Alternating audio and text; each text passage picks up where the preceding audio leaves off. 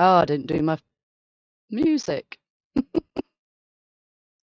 And good evening, and welcome to the monthly Mystical. And it's me again. And how are we all this evening? I hope you're having a fabulous evening so far. It's still quite warm, isn't it? And I didn't put my music on. I forgot. Never mind.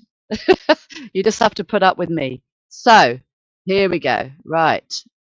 Let's see who's in. We'll just wait for a couple of seconds just for people to jump in.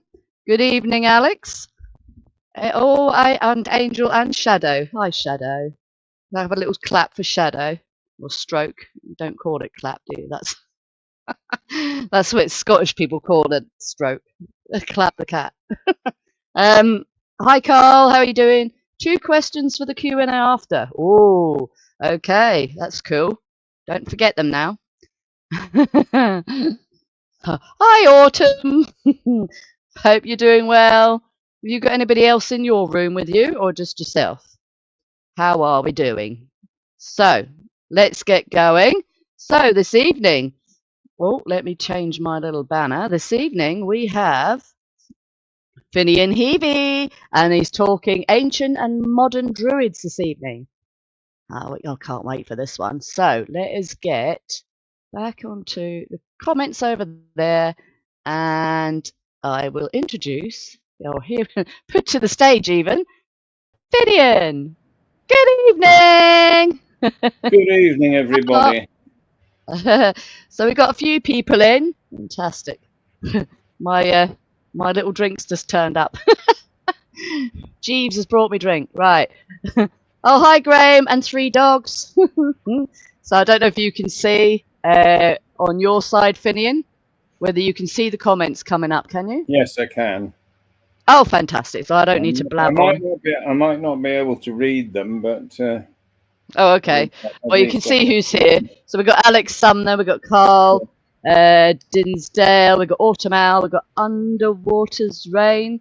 Oh, Toby. Hi, Toby. How you doing? And I said Autumn, didn't I? That's the only ones that have come up on the chat. So join in the chat. Please do say hello, say who you are, who you're with, and all that stuff. Right. I'll try not to babble on. Here we go. So, Finian, let's talk ancient and modern druids. Off you go. Thank you very much. I thought we'd start with the meaning of what a druid is. And one of my favourite writers who wrote histories and history books was a guy called P.W. Joyce. He lived through most of the 19th century and died about 1914. And this is one of his books that I think he probably wrote about 1904. He says this: how the ancient Irish lived as pagans. When Ireland was pagan, the people were taught their religion, such as it was, by druids. These druids were the only learned men of the time, and they had in their hands all the learned professions. They were not only druids, but judges, poets, prophets, and even physicians. They were the only teachers, and they were employed to instruct the sons and daughters of kings and chiefs in whatever learning was then known. They were also advisors to the king and the people on all important occasions, and they were, as we can well understand, held in high esteem and had great influence. They had the reputation of being mighty magicians, and could do many wonderful things, as our old romantic stories tell, in which the people firmly believed. They could raise a druidical or magic fog, which hid things from view, or bring on darkness in the daytime, like the blackest night. They could bring down showers of fire or blood, cause a snowfall even in summer, till the ground was covered half a yard deep. They could bring on storms and tempests, either on sea or on land. They could drive a man mad by their sorcery, a power which was dreaded by most of all the people in general. For this purpose, the druid prepared what was called a madman's wisp.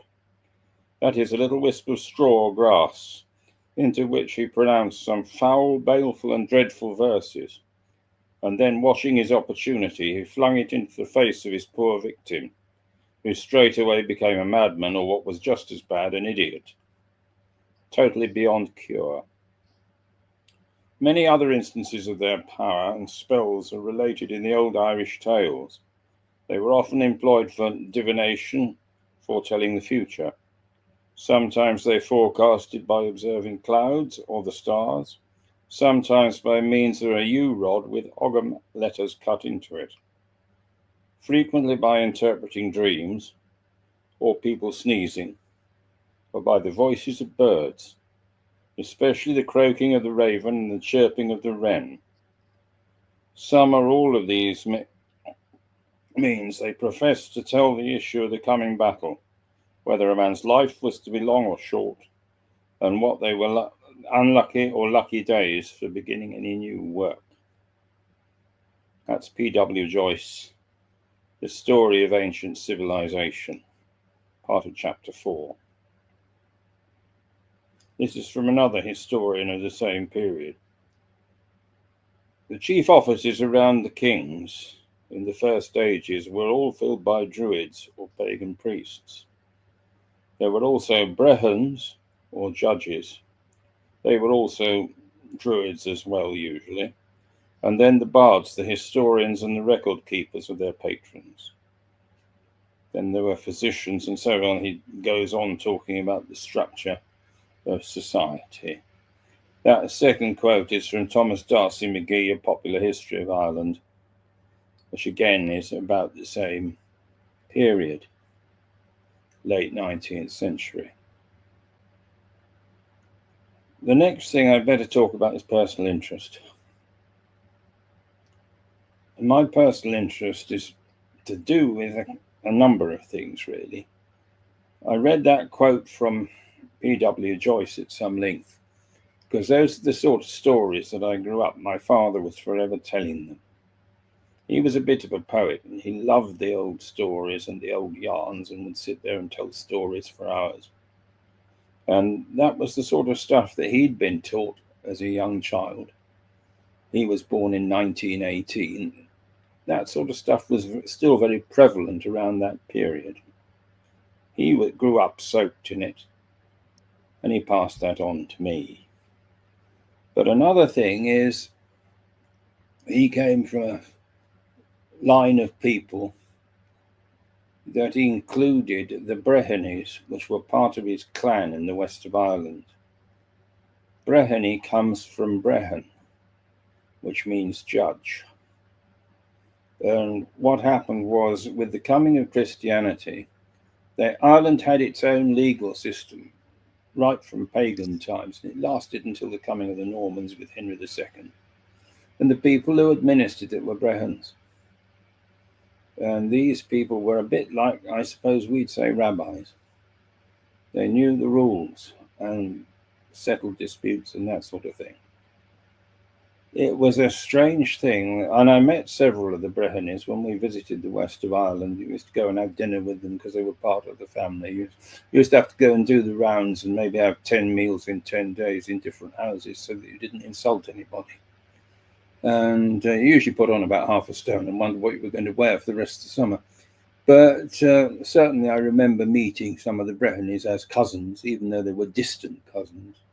And the links probably went back to the time of Cromwell. But that didn't matter. But I also remember my father saying, laughing, "Nobody ever trusts them Brehonies." And people looked sideways at them. And that was because they had an ancient link with the druids. Even in the 20th century, people were a bit wary of druids. But it was a bit of a joke. It wasn't taken seriously. But they knew all the old stories. If you weren't careful, a druid could get cross and set fire to you or make it snow all the time, or worse still, bury you in a fog so you couldn't find your way home. They knew that could have probably happened, and they weren't going to test it too much. So that's a personal interest. Also, my mother came from a different lineage, which goes right back to some of the ancient kings in Ireland. Before any objects to that, I suspect there's probably about at least 500,000 of us could claim the same descent. But again, it was something I was aware of. because there are old poems and that sort of thing that used to get respect. So I've always been interested in the old times in Ireland, the ancient times in Ireland. And when I lived there, it was all part of it. It was almost breathing out the stones that you see standing in the fields. It's just part of it. Now, when we're thinking about druids and things Celtic, I have to look back through at least two sets of what I'm calling coloured lenses. Technically, I'm using Celtic in a broad sense, rather than the rather narrow sense that's used by the anthropologists these days who are interested in archaeology, and they say, well, there were Celts in France and there were Celts in various places where they found implements and that sort of thing. I'm not too interested in that. I'm using it in a broader way. Now, the two lenses. The first lens is one I've already looked at, which is the Celtic revival in the 19th century. Some of it is a bit romanticized. Some of it, according to modern scholars, is just plain wrong. But it's fun.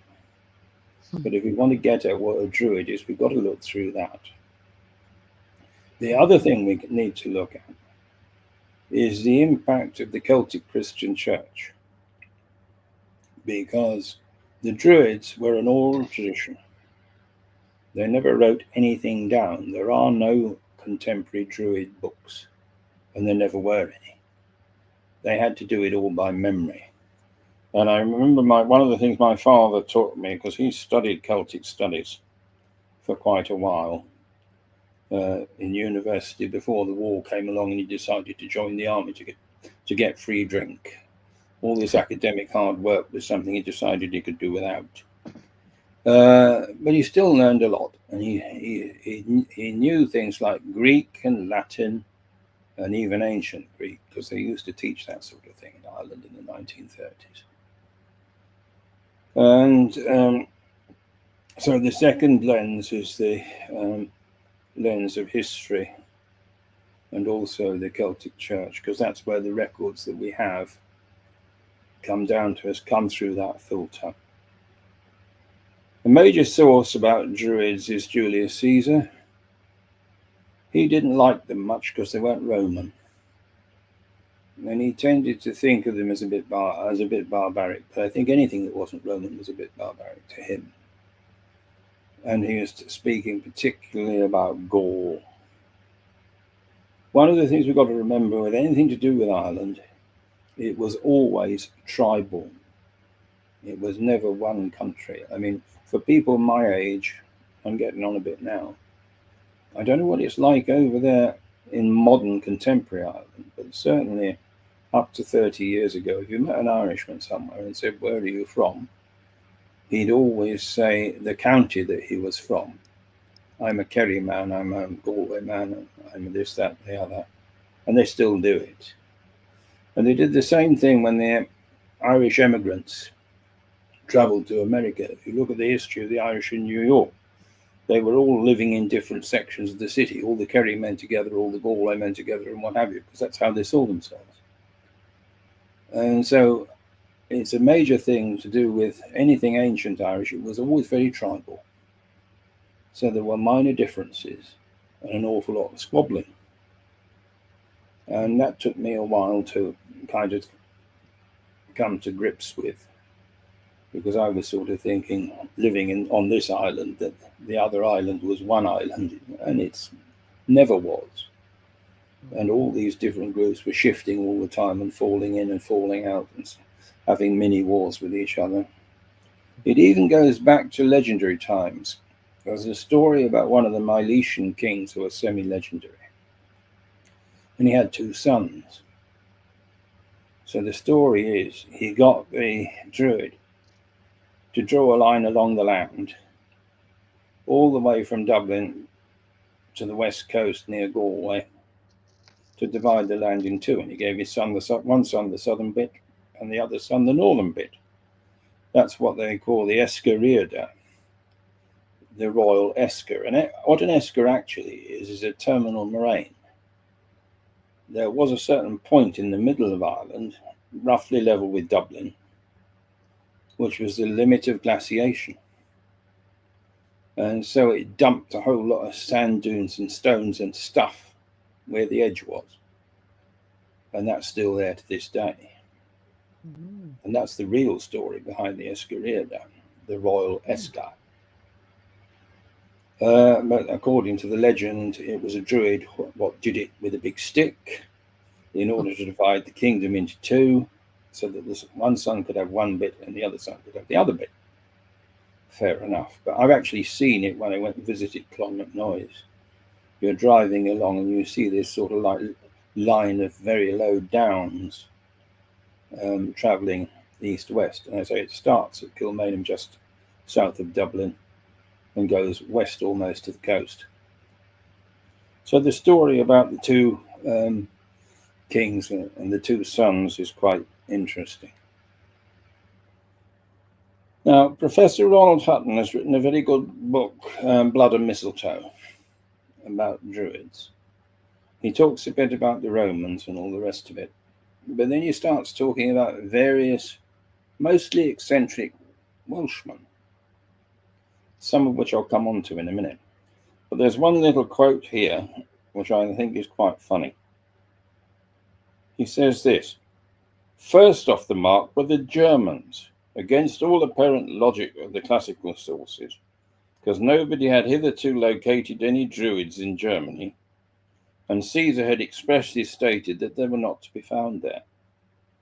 These are simple, essentially simple facts, counted as nothing against two powerful historical forces.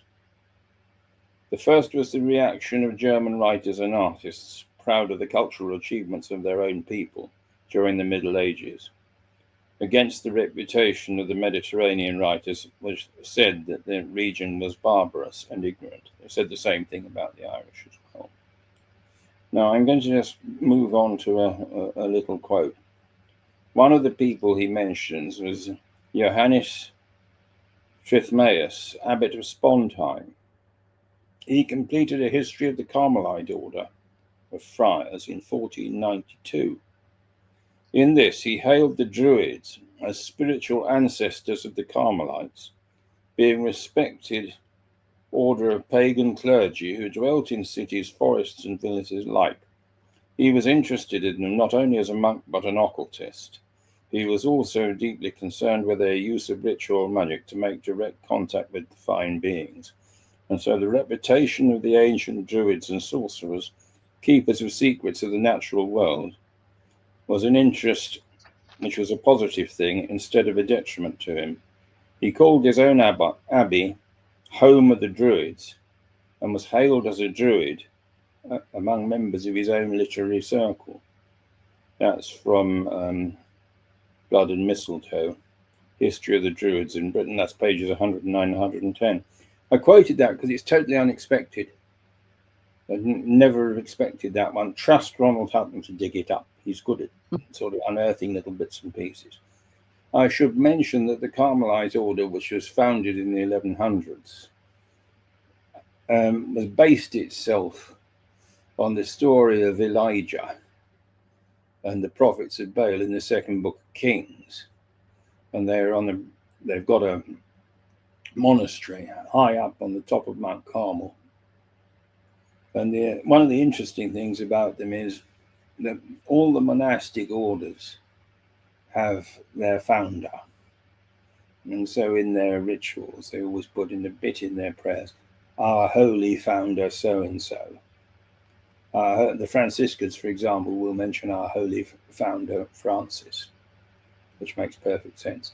When you come to the Carmelites, what they say is our holy founder Elias, which is Latin for Elijah, which is quite interesting. So this is what John of Spondheim was referring to. But the association with Druids from a German is quite good, I think. But I think it also shows how widespread the respect for Druids was, even beyond the area of their influence. I myself see Druids as very much archetypal. To me, if you wander into the astral world. They're one of the forces that you will come into contact with. They're kind of like adepts. They'll advise you and they'll talk to you. They're a bit like Gandalf in appearance, perhaps without the witch's hat, and perhaps without the exact story of the Lord of the Rings, though I do think that Tolkien was very aware of them, because he grew up among a whole lot of Catholics in Birmingham and he would have heard some of the Irish stories. It's inevitable, even though his expertise was Norse, and he was good at that.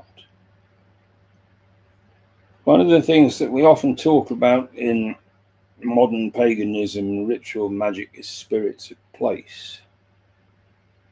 And to me, somehow that's a routine. But definitely in Ireland, the land was terribly important.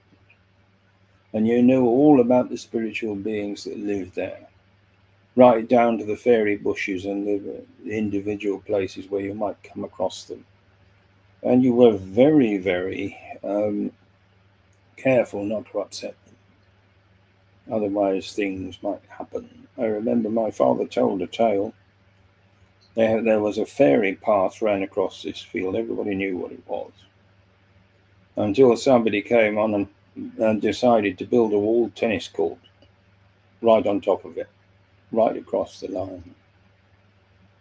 And of course, the next few nights there was a puff of wind and the whole thing blew down.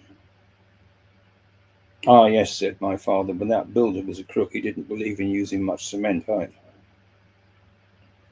So it's not all supernatural, but it appeared to be supernatural at the time, and that's useful. Spirits of place are a very important thing, and they're the fairies and that type of thing. That leads me on to the fact that I think a lot of them, this has been hinted at by P.W. Joyce, I think the druids were very shamanic. Again, typically, the purists will tell me shamans were further out on the steppes in Siberia and we shouldn't use the word. I'm saying rubbish. I think that kind of behavior was universal. And if I don't call it shamanism, I don't know what I will call it. So I'm going to stick my neck out and say the druids were shamans. This overlaps with this business about some of the ancient peoples mentioned in the Book of Invasions, the Irish account of how the island came to be colonized, which is quite complicated. But broadly speaking, it rather resembled, wind this thing up again, rather resembled the plot of Shakespeare's Tempest. Because you had wild beings like Caliban, who were called the Fomorians. Some of them were one-eyed and monstrous and capable of blasting things, and generally, and they were said to be sea monsters.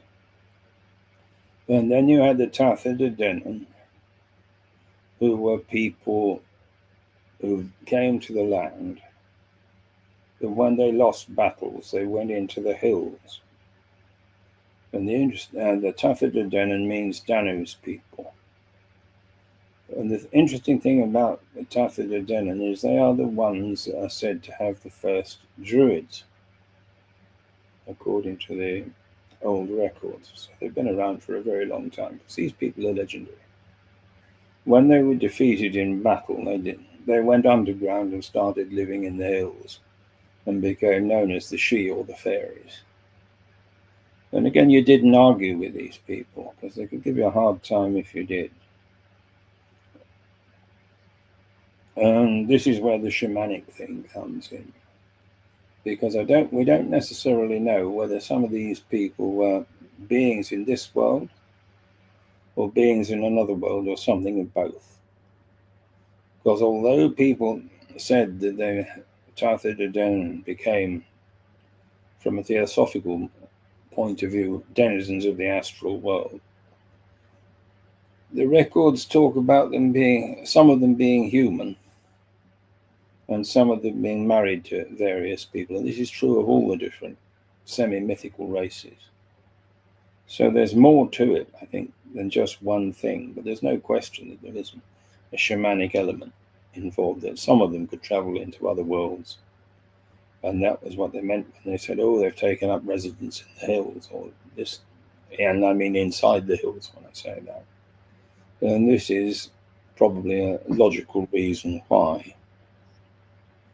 So shamanism in the astral worlds, I'm fairly sure that the druids will have known all about every sort of spiritual realm there was as part of their knowledge.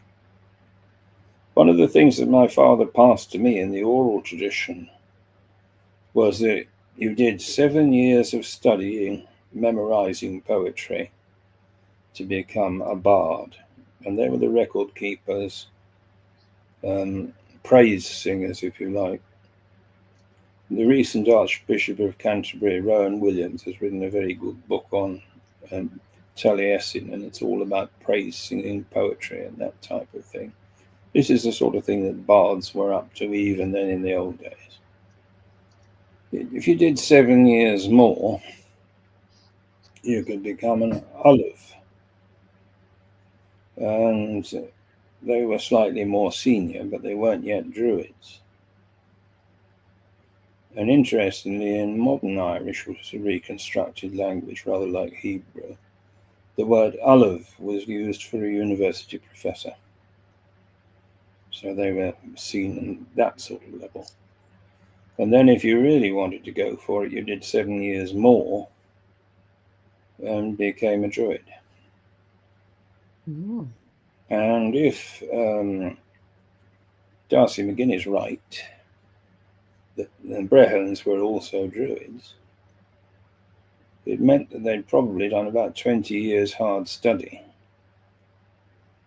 before they were competent to do what they do, which is interesting. Because even if you go to Oxford, you don't, unless you're doing medicine and you're bad at it, you don't usually do 20 years. It's more like a prison sentence. But so that's that. Another thing that my father taught me was that when you were studying all this Gaelic stuff, he wasn't too keen on the idea, but actually an awful lot of it was based on ancient Welsh.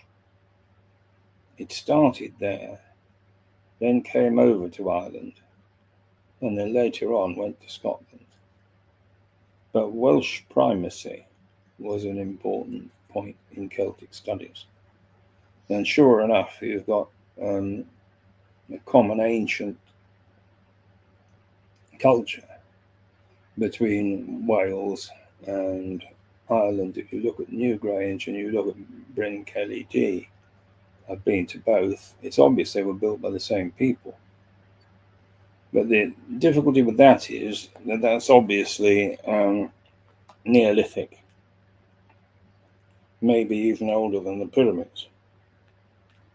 And one of the amusing things is you take somebody like Stukely in the 18th century. He was convinced that the Druids built Stonehenge, and says so in his writings, and it was common thought among the people. That is utter nonsense. It's about 2 or 3 millennia out, because Stonehenge is not as old as Newgrange, but it's certainly well before the Druids. So the next person I want to talk about is Ola McGonwy, who's a Welshman, obviously.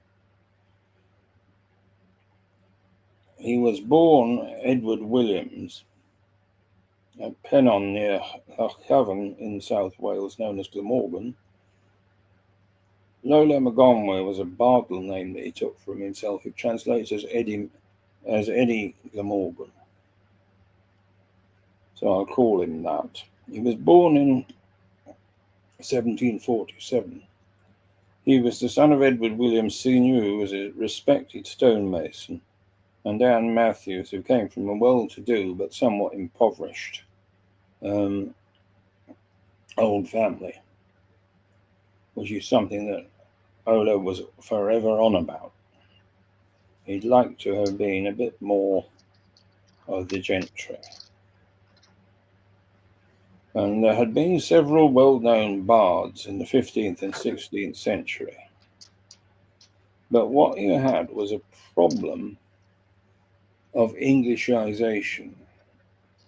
England had conquered Wales and had tended to drive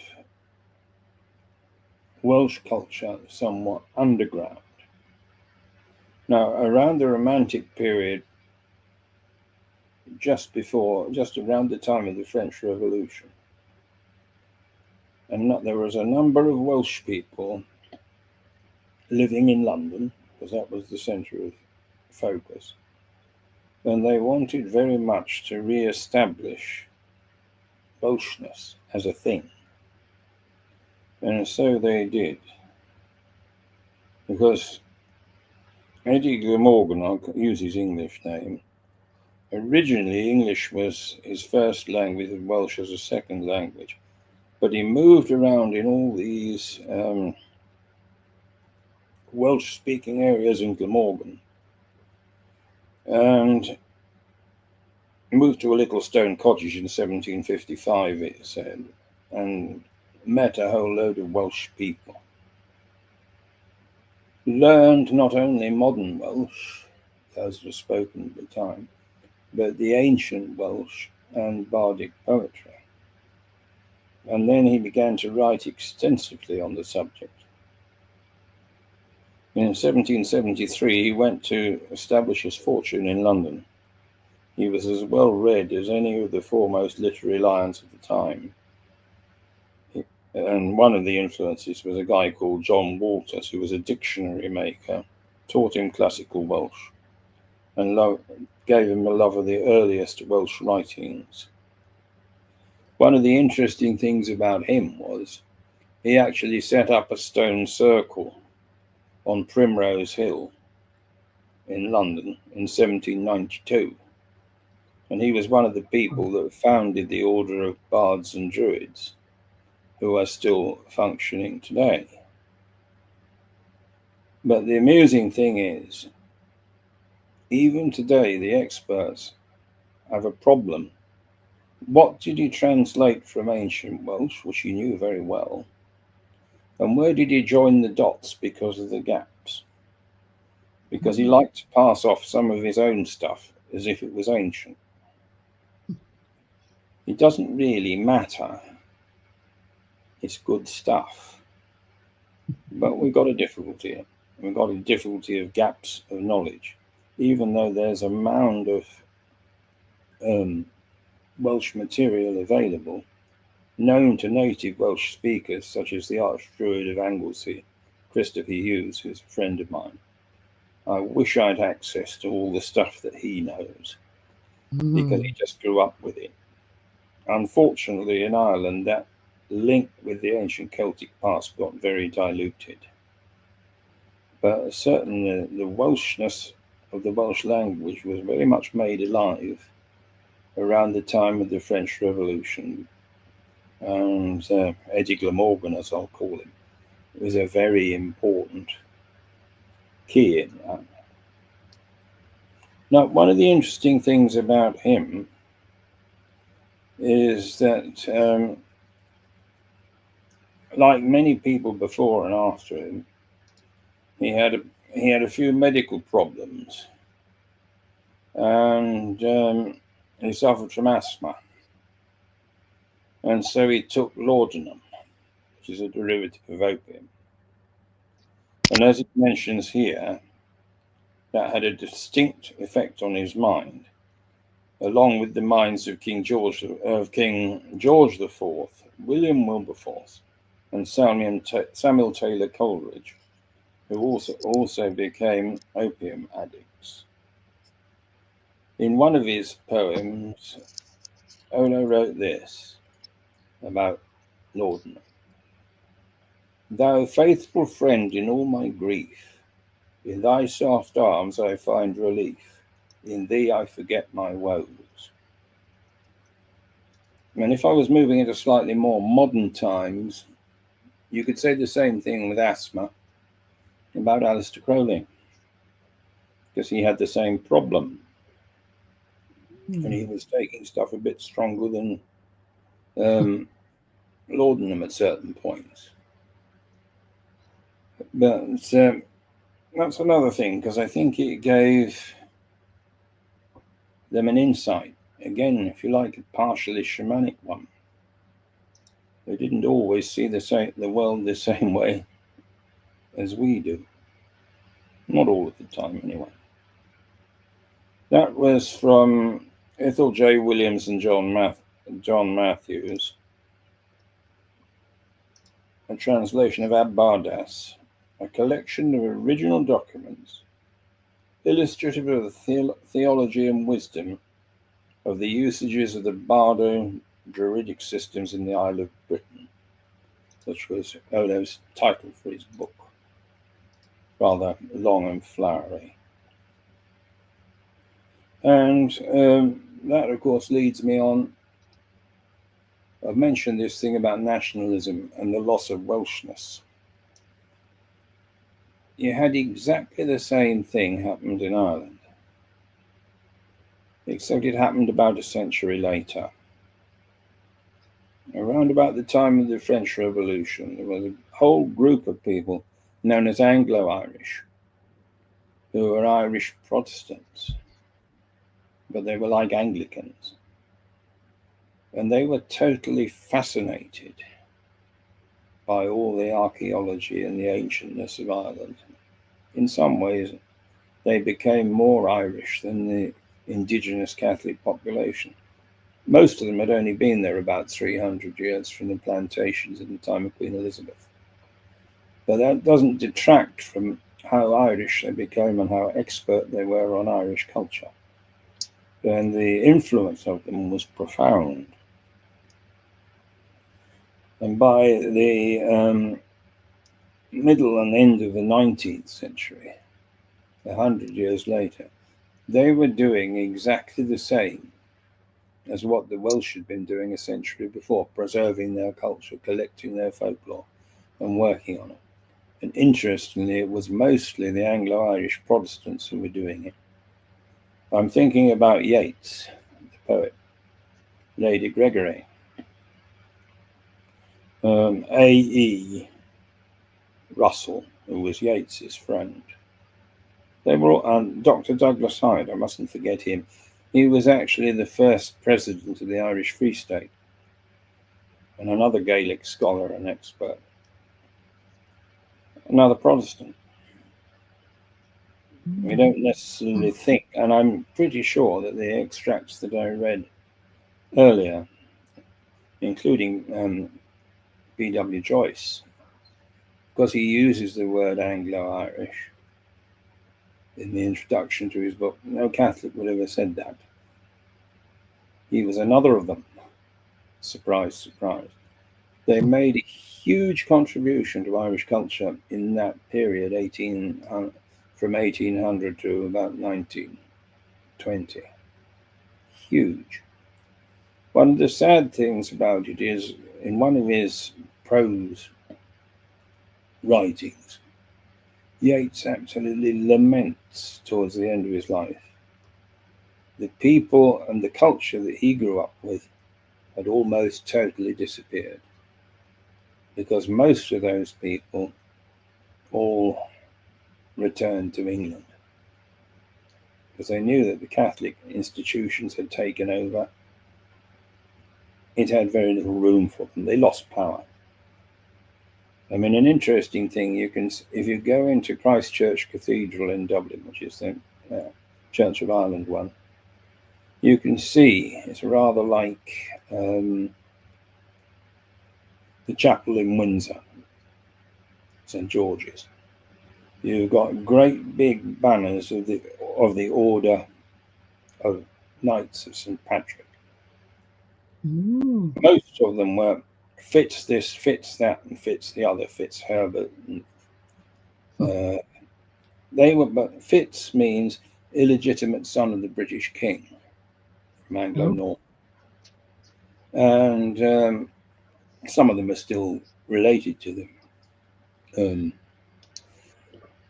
Royalty. I knew a cousin of the Queen she was known as Miss Howard, but she was actually FitzAlan Howard, and I think she was a second cousin of Queen Elizabeth. She was of the lineage of the Duke of Norfolk, but she was Fitz. Because the interesting thing in Ireland today is when the Republic was founded in 1932, they abolished all the orders of chivalry in the state. I'm amused if I hear the Irish newsreader. I often listen to the Irish news on the radio. He always says, Mr. Keir Starmer. Sir Keir Starmer would be meaningless to him. They've had, whatever it is, nearly 100 years without any honours at all. There are some papal honours still, but that's a different thing. The state itself doesn't confer any privileges on anybody. And the paraphernalia of the Knights of St. Patrick are still there, but they've been long gone for the best part of 100 years.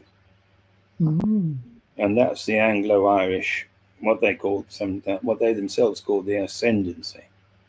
They were put there to keep England in power, and most of them went back to England. Some of them are still there. There are still members of the Church of Ireland. There are still Freemasons lodges, because the Freemasons Lodge of Ireland will be made up of those kind of people. And I've had the privilege of meeting a few of those, and they're great fun in Masonic terms, because they're the ones that have passed down to us an awful lot of the information that we have about ancient times, because they were interested in it.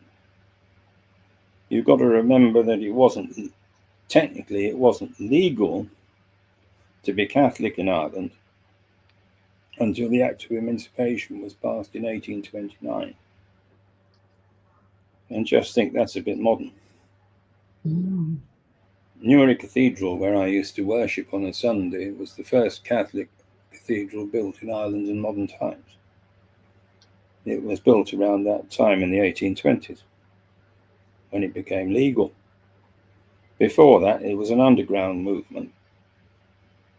And if you could get caught up to a certain point before they started ignoring it, you could get hanged. Some of them were, including the Archbishop of Armagh. But he ended up in Tyburn, which is not a very nice place to be. But that was Oliver Plunkett. But that's the only reason I mention that is that's the real reason why a lot of this antiquarian stuff was done by the Church of Ireland Anglo-Irish Protestants, because the Catholics didn't really exist during the period that I'm thinking of. And so we owe those people a great deal. I should also not forget two others that come from the same Anglo-Irish stock, although they weren't quite as active in Ireland as some of the others. And that is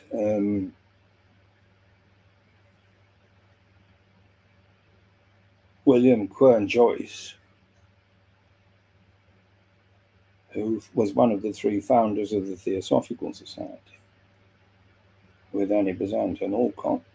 He was another of the Anglo-Irish Dubliners, as was Annie Wood, who is better known as Annie Besant. She was yet another of them, and they were both quite capable of globe-trotting. They ended up in India, and Joyce spent a lot of his time running the American section of the Theosophical Society at that time before it split and divided. And he had the same sort of Celtic vision in a lot of what he's writing, particularly the Ocean of Theosophy, as some of the others. I should also mention an interesting thing, that when you're dealing with these anomalies that you find in Ireland, one of the things you find are round towers. They're slender conical buildings with conical roofs. Nobody quite knows why they were built. Probably built around the time of the Viking invasions as places of safety. But that's not dramatic enough. There's a book called The Round Towers of Ireland. The author escapes me at the moment. I had a copy as a child. But he was right. He published in 1826. And he was talking about the wisdom religion of Ireland. And he said it was these round towers were built to sort of focus energy and all sorts of magical purposes. But he talked a lot about the religion of Buddhism, spelt B-U-D-H, 1D. That's something that crops up also in modern, even contemporary theosophy in certain quarters. The amusing thing is that he wrote his book in 1826. Theosophical Society wasn't founded until 1875. So a lot of these unusual ideas were floating around in Ireland a good 50 years before they sort of resurfaced into theosophy. But when you look at the input into theosophy from the Anglo-Irish, Yeats was also a member before they kicked him out for being insubordinate. He wanted them to do practical stuff instead of sitting around in armchairs using big words they didn't understand from India, which went down like a lead balloon. He must have been expelled from the esoteric section. He hadn't got a lot of time for them. But so that's another thing, a big element in this stuff to do with druids and whatnot, particularly in the 19th century, was a kind of proto-theosophy. And as I say, the influence of these people was quite strong in the theosophical movement. And it all mashes together.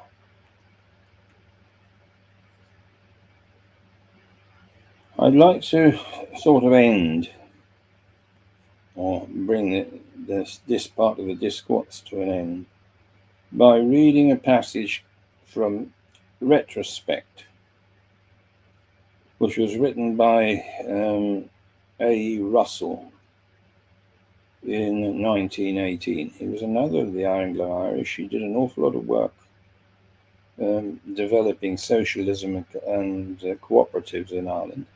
He came from Northern Ireland but was active in Dublin. Worked with Yeats and the rest of them. Here's something of what he wrote. That being from a distant country, those people who took possession of the house began to speak in a language difficult to translate. I was tormented by limitations of understanding. Somewhere about me I knew there were comrades who were speaking to me, but I could not know what they said. As I walked in the evening down the lane scented by honeysuckle, my senses were expectant for some unveiling to take place. I felt that beings were looking upon me out of the true home of man. They seemed to be saying to each other, soon we will awaken, soon we will come again. For at that moment I almost seemed to mix with their eternity. The tinted air glowed before me with an intelligible significance, like a face, a voice. The visible world became like a tapestry blown and stirred by winds far behind it. If it would raise for an instant, I knew I would be in paradise. Every form on the tapestry appeared to be a work of the gods. Every flower was a word, a thought. The grass was speech, the trees were speech, the waters were speech, the winds were speech. They were an army of the voice marching on to conquest and dominion over the spirit. And I listened with my whole being. And then the apparitions would fade away and I would be in the mean and miserable boy once more. So might one have felt had one been a servant of the prophet and seen him go up in a fiery chariot, and the world had no more light or certitude in it than passing. I knew these visitations for what they were, and named them only truly as a fantasy, for writing them then in the first verses of mine, which still seemed to me poetry. I said of the earth that all things were her dreams. She's wrapped in dreams divine as her clouds of beauty pass. All our glowing hearts they shine, mirrored as if in glass, earth whose dreams they are, and with her deep heart's gladness fills all our human lips can say of dawn-fingered singers' thrills. That's pages 7 and 8 of George Russell, the King of the Candle of Vision. Again, I include that because that's the sort of thing my father used to read to me sometimes, night time when he was in bed. He loved it. Some notes on it say that in this book he explores clairvoyant experiences, meditative states, and inspiration as a divine faculty. He blends theosophical ideas, Celtic mythology, and personal visions, offering a unique synthesis of esoteric thought and poetic insight. And I think that's another way of looking at druidry, if you like, because it's all part of the culture. I need to say a little bit about modern druidry and Wicca. Basically, a large amount of modern paganism owes a great deal to two men, Ross Nichols and the founder of modern Wicca, Gerald Gardner. The interesting thing is they were friends. They used to meet together at nudist camps and discuss things, apparently, so it's said. And the interesting thing about them was it was at one of these weekends, I think this is from Hutton's Drawing Down the Moon, where he goes into the history of it in quite some detail. They were having an argument about festivals because the Druids liked the two solstices and the two equinoxes, the solar festivals, and the Druids were primarily solar. That goes all the way back to Callum Gill, but I'll come on to that again in a minute. The thing was that happened, initially, the witches who were a bit more moon orientated were going to use the quarter days that weren't the solstices, and the cross quarter days that weren't the solstices and the equinoxes. But they started squabbling over this weekend, but they ended up using all 8. And that's where the modern eightfold wheel of the year comes from, around about 1930 something. I mean, the individual festivals were older, yes, but they never came together as a chain of 8 until the mid-20th century. Now, I'm going to loop back in time and say a little bit about St. Patrick and the Celtic times before I finish, because I have a theory that the reason why Ireland became so strongly Christian up to the 5th century, I think it was a case of assimilation. Because if we look at it very honestly, ancient paganism was incredibly bloodthirsty. We like to draw a veil over that, but the people who know about these things would be inclined to say so. If you had girl twins in Roman times, you probably left them out on a mountain to get rid of them because they were a nuisance, because they couldn't earn a living properly. So they'd sacrifice them to a god by letting them freeze to death on the top of a mountain. No, we don't like it. There's no question I know Caesar says it, and you can't trust everything that Caesar says, but there's no question in my mind that the Druids in Ireland worked a religion in pagan times that did involve human sacrifice. Because we've got to remember their society was very hierarchical. And it was very easy, if you were at the bottom of the pile, to be a nobody. And so if they needed a sacrifice as a messenger to the gods, they would find one of the nobodies, and nobody know any different. That again goes very much against our modern ideas, the sort of thing.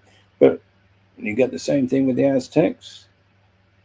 I read once a horrible thing. They used to sacrifice children, but the gods needed tears to go with the sacrifice. So what they used to do was get the sacrificial children and pull their fingernails out before sacrificing them, so they were crying. Yuck. Yeah, that's real paganism. Quite disgusting. Yeah. The interesting thing is this: the first people who began to think about, in broad terms, about human equality and human rights were in fact Christians. And if you had a society that was somewhat disgusted by all the bloodthirstiness, it wouldn't have been too difficult to say, well, there is a God that doesn't need all that. Yeah. And I think it got to a certain stage in the early centuries of the Christian era when people were responsive to that, and that certainly happened in Ireland. So I think there was an assimilation rather than a conquest. They didn't need to go around like the Spanish Inquisition did, visiting houses at meal times in the evening and sprinkling pork on the dish to make sure that the people weren't Jewish. And that was done by order of the Spanish king. He employed officials to go around and do that because he didn't want any Jews left in his kingdom. He'd thrown them all out. That sort of thing never happened in Ireland. The people themselves rebelled against the nastier, bloodthirstier aspects of the warfare and the human sacrifice. Another interesting thing is that St. Patrick was said to do battle with the druids and defeated them. There's some truth in that, but the amusing thing is that St. Patrick has had to be totally reinvented in the early medieval period. If you read the original Latin texts, which were said to be written by him, that exist in the Vatican, he didn't even believe in the Blessed Trinity. An awful lot of people around his time didn't. So the whole nonsense of St. Patrick with a shamrock explaining the Blessed Trinity, the clover, if you like, it just never happened. These days, what you've got with St. Patrick is a kind of Marvel superhero wearing a bishop's hat, bright green. And sort of he was credited with everything.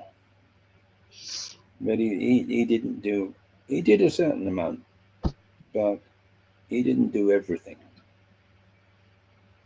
But he became a constructed figurehead, I think, after the Synod of Whitby, because he was a Roman culture figure rather than a Celtic one. Not that it made a huge lot of difference in his time in the 4th century or earlier. We have a terrible problem with St. Patrick and chronology, because he's supposed to have converted the Irish to Christianity, and he's supposed to have arrived in 432. The problem is, according to one set of legends, he was captured somewhere in the British lands, maybe in Scotland, maybe in Wales, we're not sure, by somebody called Con the 100 Fighter, who carried him off to slavery.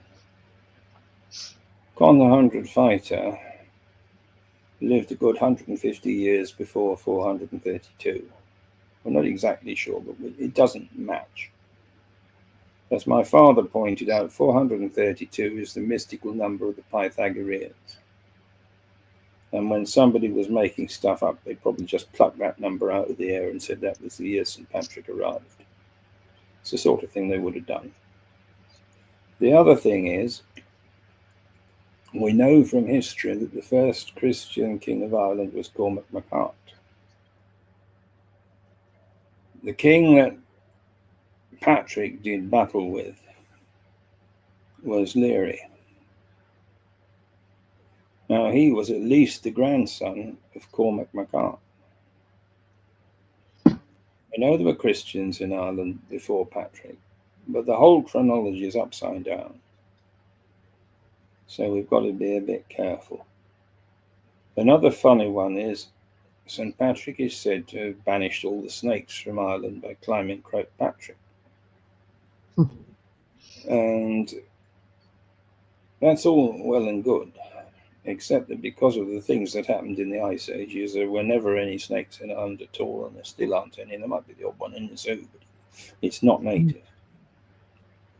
And the other thing that's quite amusing is there's another story that says the druids had snakes engraved on them as a sign of wisdom, as tattoos.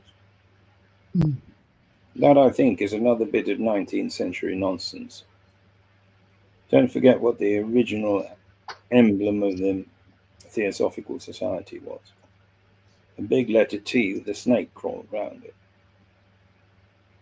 And I think that some of the Irish Theosophists sort of nicked that one and applied it to the ancient druids, because there's hardly any snakes at all mentioned in the stonework in Ireland. There wouldn't be, because there weren't any. So that just gives a little bit of a flavour of some of the odds and ends that we have to deal with when we're dealing with druids. Thank you very much. I hope you got something out of it. Well, yes, that was brilliant. Oh, hang on. That was brilliant. Thank you, Finian. All right, so we've got some... That was brilliant. Well, it was very interesting. We've got some questions already. Yeah, so I'm going to... Because I can't see them but well. Okay, I'll put them up to the top. So we've got first one, Alex up there, Sumner, says, what is the truth of human sacrifice in Druid history? It's mentioned by Caesar as the best answer to that in the Gaelic Wars. I think there are legends and poems about Crum Cruach, the great idol, and the lesser gods 12 on the plain of adoration in County Meath, and it was said that blood was offered to them. We don't honestly know in detail, but I suspect, in comparison to other forms of paganism, in its original form, that Irish paganism wouldn't have been terribly different. If somebody wants to prove me wrong, I'm not quite sure how, but it's possible that I am wrong on that. Excellent. Right, so Alex has got another two questions he had. So the next one, put that one up there. More importantly, when are the druids coming to London? I thought they were already there. Yes. I don't know when, if you mean the Masonic Order of Druids, of which I'm at the moment presiding druid, I'm not sure. That's one for Carl to sort out. Yes, I'm sure that we'll share that information when we get it. Right, so if there's any more questions, please pop them in the chat. I'm just catching up with Alex Sinclair made a comment. I will share that one. To become a druid, one had to pass through 3 degrees of 7 years each. Think of the correspondences here. The importance of the hashtag Number 7 and the 3 tiers. Yeah, absolutely. Because we know that in bardic language they love groups of 3. They love groups of 7. It's partly a mnemonic thing that if you get 3 things rhyming or 3 ideas that tie together, it's fairly easy to remember. But it's just the way the thing was structured. Yeah. They were no strangers to what we would call sort of Kabbalistic interpretations either, because they were very learned in Greek, for instance, from a fairly early period. We know that some of the Christian monks who took over from Druids in the early centuries translated the ancient Greek into some of the more modern languages. And it was the Irish monks who were able to help the other monks in Europe understand ancient Greek. We know that. And there's a character called John of Scotland. Scotland in the ancient days being another name for Ireland, by the way, because it was basically the same kingdom at that time. The Irish had colonized it. They didn't conquer the Picts, they assimilated them, they were intermarried with them and mixed together. You've got Pictish artifacts, yes, but the Pictish people is one of the great mysteries. Some people would love to think they disappeared in a great cloud of haggis smoke or something. I don't think they did. I think they just intermarried and lost their individual significance, although they're still culturally significant. But certainly a character called John the Scot, John the Irishman, translated a lot of Greek stuff and was a very well-known philosopher in the 9th century in Europe and was summoned all over the place. He went to Rome in the end, if my memory serves me correctly. But it was his knowledge of ancient Greek that was the thing that they were very interested in. Now, if the early monks were as learned as that, I suspect the druids were as well. I don't think there was a huge divide. And of course, we all know, even if we're not experts in it, the Greek Kabbalah is just as good as the Hebrew one. So they would have known that as well.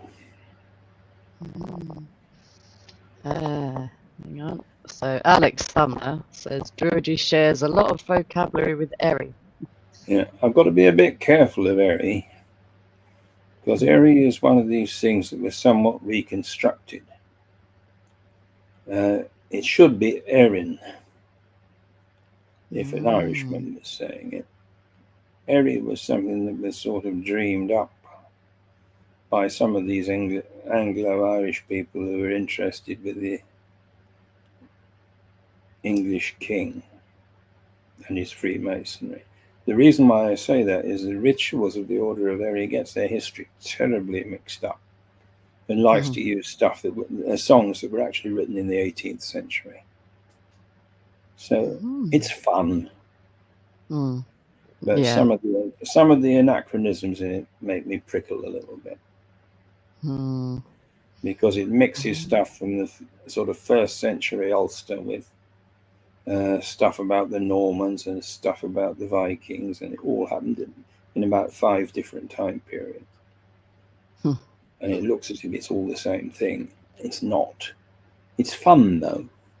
And it was partially the affection that some of these Anglo-Irish people had for Irish history as they understood it that caused it to be written. That's probably heresy to some Freemasons, as I understand it, because of the exclusiveness of the Order of Eri. But I don't mind. I'm a member of it, and it makes me smile. Yes, me too. So, Alex Sinclair also said 2,700-year-old Celtic community just recently discovered in the Czech Republic. Wouldn't surprise me at all. Because even according to the old yarns, which are not historically checkable, the Celtic people came from, some say the steppes in Russia, and going through Turkey to the Black Sea. I'm thinking Gulbergi Teki, for example. All of that is the area that the Celts actually came from in several ways at different times. So if some of them, I'm talking about historical Celts rather than romantic ones. So if some of them ended up in Czechoslovakia, it's not that far out. If a lot of them came through Switzerland, which we know from archaeology, why didn't some of them sort of wander a bit to the southwest? They probably did. Wouldn't surprise me. So Underwater's Rain, I think that's Toby, I think if I'm right. It says, any good books, sources to explore the variety of fairy, elemental, astral, physical beings that you discussed? How many hours have we got? Maybe No. you could give us a list and I can put them in the comments. What I will do is Maybe that might be easier. I'll send you a list of the books I researched when I was looking for this. Yes. One of the things that I would say as a starting off point, Evans Wentz, the same man that translated the Tibetan Book of the Dead, wrote a book called The Fairy Faith in Celtic Countries, which was a folklore collection, which was published in 1910. It's still around in Kindle. That's probably as good a place to start if you want one to work with, because he was primarily an anthropologist. Excellent. I will put, as soon as I get a list of books from Finian, I shall stick them in the YouTube comments, which will be on YouTube, obviously. Yeah. Right. I'll do that for you. I was going to do a slide with a reading list, but then I got lazy this morning. But, I know that feeling. I'll put one together for you so that you've got something to go on. Excellent. I mean, thank you. The difficulty with that stuff about fairies is it's an area that's vast. I wouldn't know where to begin. Let me ask Sally. Can you think of a list or a good book or two on the subject of fairies? I can, yes. There's quite a few. Yeah, that's what I said. There is quite a few. There is Franklin. Yeah, well, Anna Franklin has done quite a bit on that. She's one of the local contemporary witches. We might have them. We've got some, but what I'll do is I'll put together a list. Yeah, let's do a list. Reading. Okay. There is, oh yeah, what's her name? I know who you mean.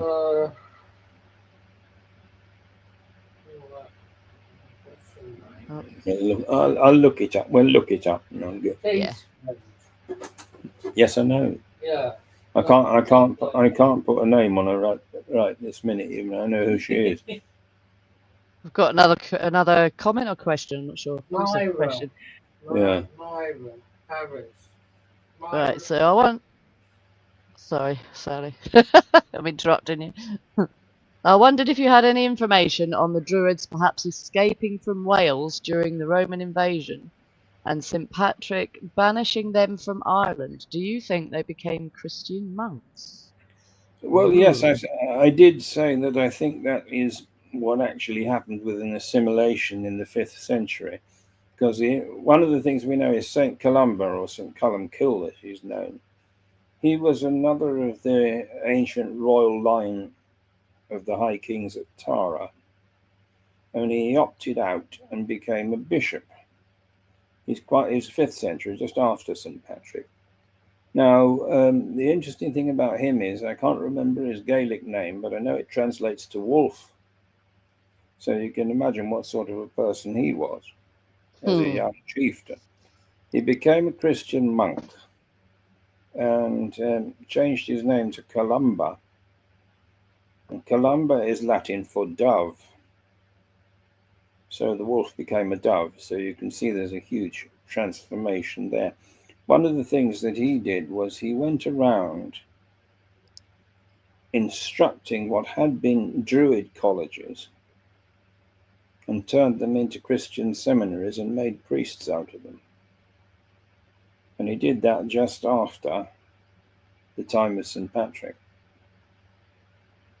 He's confusing because he's one of the people, when he left stone carvings and things in his monasteries, there was a lot of solar imagery, the sun being a sacred thing we know to the druids, even today. But the sun was equated with God the Father in his thinking. You take a Celtic cross with that ring, it's a solar ring marking the year. So he did a clever sort of double take overlap. And one of the things that definitely happened was a lot of the druids and people in training to be druids did become Celtic Christian priests. And the boundary between druidry and Celtic priesthood, I think, was a fairly thin one. He taught them the basics of the Christian faith, and I think people were happy to take it on for the reasons that I said about violence and bloodthirstiness and all the rest of it. I think that makes sense. But we must think that before the Synod of Whitby in 664, when the Roman way of the church became absolute, the Celtic Christianity was a little bit different, much more close to the land, also, which is intriguing, had links with ancient Egypt.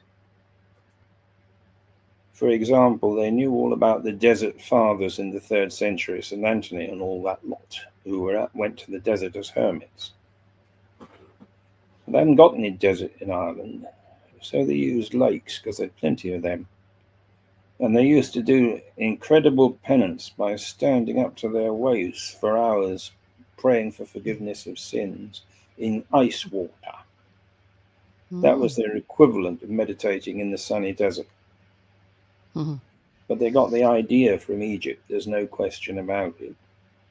The question of why is a very interesting question, and people have even speculated that one of the pharaohs actually ended up as a queen in Ireland. And there's a book been done by that, by a contemporary Irish druid called Eastwood. I'll put it in the list. Because even archaeologically, there's too much ancient Egyptian stuff being found in Ireland without it meaning something. At the very least, there was a lot of trade. And I'm talking way back. You even have found insignia of the Coptic Church found in Irish monasteries. They're the ones that use that might be to do with the snakes as well, because they tend to use snake symbolism on their bishop staffs. What on earth is that doing there? The short answer is we don't know, but there's too much of it there. You can't ignore it. As far as the Welsh druids were concerned, I don't think it was a question of them escaping to Ireland. I think the Romans managed to massacre most of them. I don't think there were many druids left on the island of Anglesey by the time they'd finished with it. But I do think there had been quite a lot of toing and froing at certain times between Ireland and Wales. Although that's contradicted a bit by what I said about tribalism, because if they were different tribes, they might not have bothered. But we know that Ireland was one of the places where druids were trained. It's difficult. It depends which period you're talking about, really. Yeah. Nobody knows for sure is the short answer to that. Okay. We have another one. What is your opinion on the whaling bean? I don't know how to pronounce it. Yeah, so city, she's put, who were noted as being dressed in black and held flaming brands during the siege of Anglesey. Well, I mean, I think that's an Irishman who might have witnessed it. The banshee is something else. It's a particular fairy, a mourning fairy that was attached to certain families. Yeah. If you were an O'Donoghue, you had the banshee, because that's what used to happen. In other words, if somebody died, you'd come across a woman in black, wailing, which was the custom, very similar to the ancient Israel one, of professional mourners making all sorts of lamentations when a person died.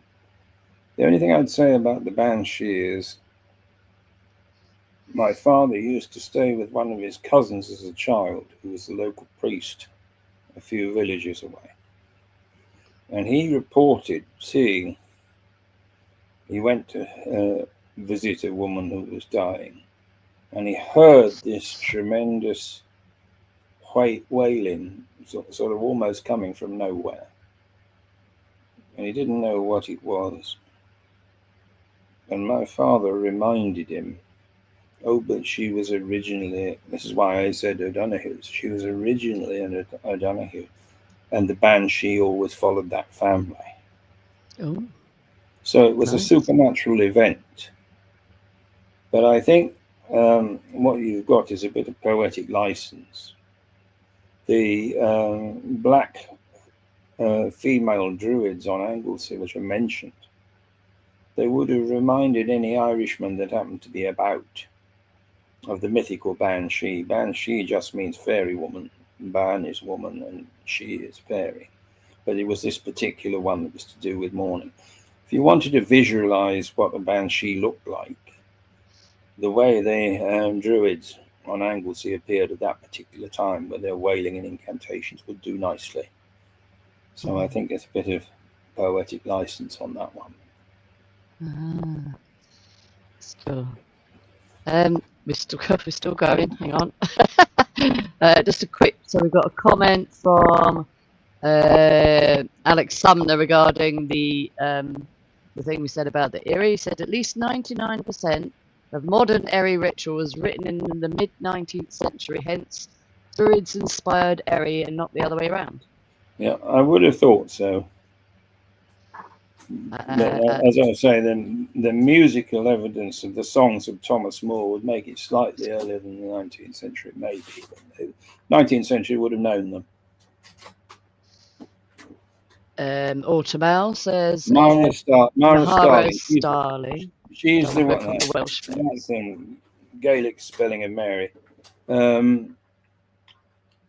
She's the one I couldn't remember. Sally and I were trying to remember. Ah, cool. Excellent. I think that one's been spoke about.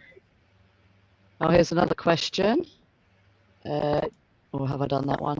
Do you think the druids were chosen as sacrifices in order to protect Ireland? Again, very hard to say. I would say that they were probably sacrificing themselves to protect their own knowledge, because Anglesey was certainly well known as the centre for Druidry at that time. If anything, the Irish Druids at that time would have gone to Anglesey rather than the other way around, I think. And I think what's her? That lady, this lady. Just looking for her name now. Is it Sheena? I'm not sure. So she says, "I'm not an O'Donoghue, but a McDonough family from County Roscommon, so she might have a banshee following her family then." She might. Oh, my father came from County Roscommon as well, and all sorts of funny things happened down there. Oh, wow. But the thing is that the families that had the banshee quite often knew who they were because they'd come across it before. Let's put it that way. Ah. The main thing is it didn't affect everybody. But what actually happened to them then? Is it just that she was wailing? The banshees, as I say, were fairy folk who were mourners. So they're literally just mourning. So nothing happened to the actual family. Oh yeah, usually a person died when they appeared. But they appeared when the person was dying. It was that way round. They weren't doing anything malicious. Oh, okay. So they knew they were dying then. They were mourners. Okay, got you. From the fairy realm, who used to make themselves known. Some people would say that they could be a sort of premonition of death as well. If you came across one, you knew that death wasn't very far away, but it didn't necessarily mean you. I mean, I think in the 4th century, if you argued with a druid and he waved his stick about, it was probably a different issue. But I'm not talking about that. I'm thinking in modern times, it was only a supernatural premonition of death.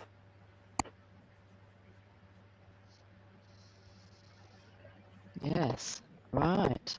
Okay, I think this might be the end of the questions. I think so. I've just put in any more questions, but nothing's come back yet. So. Okay, well, thank you very much indeed. Yes, I certainly enjoyed it. Thank you, Finian. Took a long time to get us here, didn't it? But we got there in the end. Yeah, blame my organisational skills. Yes, I shall. Well, thank you very much, and I'm hoping that you'll come back and do another talk with us soon. I'd love to. Something else. if you want me to, and we can think about something to Of talk about. course. Yes, of course. Yes. Okay, Well, thank yeah, you very much. it's getting a lovely library of different stuff going on. We've got a lot of stuff here on our little library of mystical stuff. Thank you very much, Finian, and we'll see you again very soon. Yes, indeed. And yeah, all right then. Bye for now. Thanks, everybody, and God bless. Bye, Finian. Thank you. Well, that was so cool, right? Really interesting. Once again, absolutely fabulous talk. I really, really loved that. And fascinating stuff. Fascinating. Absolutely. A world of knowledge. So, just before you pop off, please, please, please, if you haven't already, like and subscribe to the channel. The little like on the video. Please comment when you feel like it. And I've got Finian going to do me a list of all the books that was either talked about this evening or stuff that he might add in. So have a good look at that in the comments. Please do check back in. And there'll be more Monthly Mystical coming up very soon. Have I got anything planned? Not sure. So I will pop off now, and I hope you all have a beautiful and lovely evening. Thank you so much. All right, see you all soon on the Monthly Mystical. Bye for now. Bye.